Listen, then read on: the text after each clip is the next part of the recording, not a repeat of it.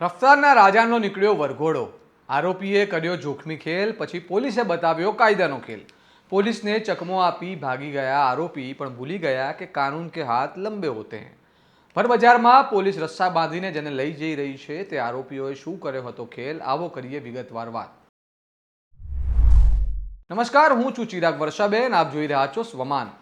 છેલ્લા લાંબા સમયથી નાયબ મુખ્યમંત્રી હર્ષ સંઘવી કહી રહ્યા છે કે અસામાજિક તત્વોના પગ ધ્રુજવા જોઈએ અને પોલીસ પણ તેમની સૂચના મુજબ કામગીરી કરતી દેખાઈ રહી છે।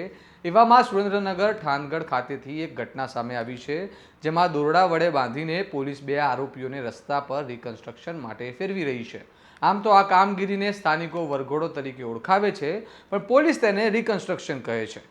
દેખાઈ રહેલા બંને આરોપી ભરત ખાચર અને પ્રતાપ ખાચર પર આરોપ છે કે જ્યારે પોલીસ 3 નવેમ્બરના રોજ સ્પેશિયલ ડ્રાઈવ યોજી ટ્રાફિક નિયમનની કામગીરી કરી રહી હતી ત્યારે એક શંકાસ્પદ સફેદ રંગની સ્વિફ્ટ કાર પસાર થઈ હતી। શંકા જતા ચેકિંગ કરી રહેલા પોલીસ કર્મચારીઓએ તેમના કાર થોભવાનું કહેતા આરોપી કાર ચાલકે પૂરપાટ ઝડપે કાર ભગાવી હતી। બાદમાં આરોપીઓ બેફામ રીતે કાર ચલાવી થાનની મુખ્ય બજારમાં ગયા અને ત્યાં કેટલાક લોકોને અડફેટે લીધા હતા। આ મામલે પોલીસે ગુનો દાખલ કરી કાર્યવાહી હાથ ધરી હતી અને આરોપીઓને ધરપકડ માટે તજવીજ હાથ ધરી હતી। આમ નાસી છૂટેલા બંને આરોપી જે તમે જોઈ રહ્યા છો તે ભરત ખાચર અને પ્રતાપ ખાચરને પોલીસે પકડી લીધા।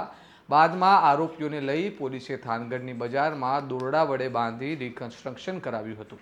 કાયદાનું ભાન કરાવ્યા બાદ ડીવાયએસપી વિશાલ રબારીએ આ અંગે માહિતી આપી હતી। ગત તારીખ 3/11/2025ના રોજ થાનગઢમાં વાસુકી દાદાના મંદિર પાસે જ્યારે પોલીસ અધિકારી કર્મચારીઓ દ્વારા વાહન ચેકિંગની કાર્યવાહી ચાલુ હતી એ દરમિયાન એક સફેદ કલરની સ્વિફ્ટ ગાડીને ચેક કરવા જતાં એ ગાડીનો ચાલક જે છે એ ત્યાંથી કોઈ પણ કારણોસર પોલીસને પાસે ઊભું ન રહેવું પડે અને ચેકિંગ ન થાય એના માટે થઈ ત્યાંથી ભાગી અને ભીડભાડવાળી જે બજાર હતી ત્યાંથી વચ્ચેથી ગાડી બેફામ રીતે ચલાવી અને નાસી છૂટેલો હતો।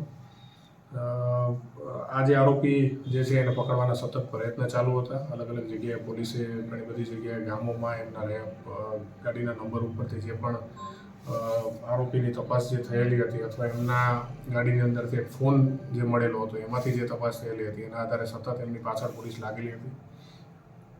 આજરોજ આ બંને આરોપી જે છે એની ધરપકડ જે છે એ થાનગઢ ખારા ફાટક જે છે ત્યાંથી કરવામાં આવેલી છે। બંને આરોપીમાં એક આરોપી જે છે એ અગાઉ આઈડેન્ટિફાઈ થયેલો હતો જેનું નામ વિજય ભરતભાઈ ખાચર છે।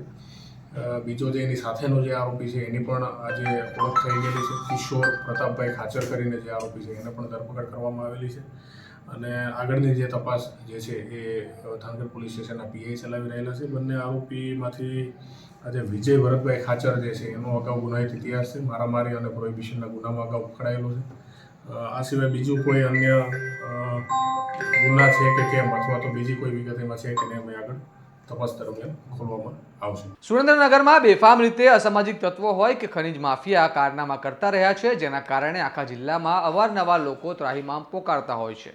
ત્યારે હવે પોલીસે કડક હાથે કામ લઈ થાનગઢમાં બેફામ અને છાકટા ફરતા અસામાજિક તત્વોને સંદેશ આપી દીધો છે કે કાયદામાં રહેશો તો ફાયદામાં રહેશો, અન્યથા કાયદાના પાંજરે પૂરાશો અને આવી જ કડક કાર્યવાહીનો ભોગ બનશો।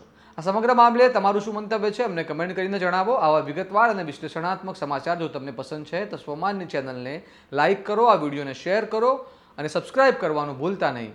જોતા રહો તમારું સ્વમાન। નમસ્કાર।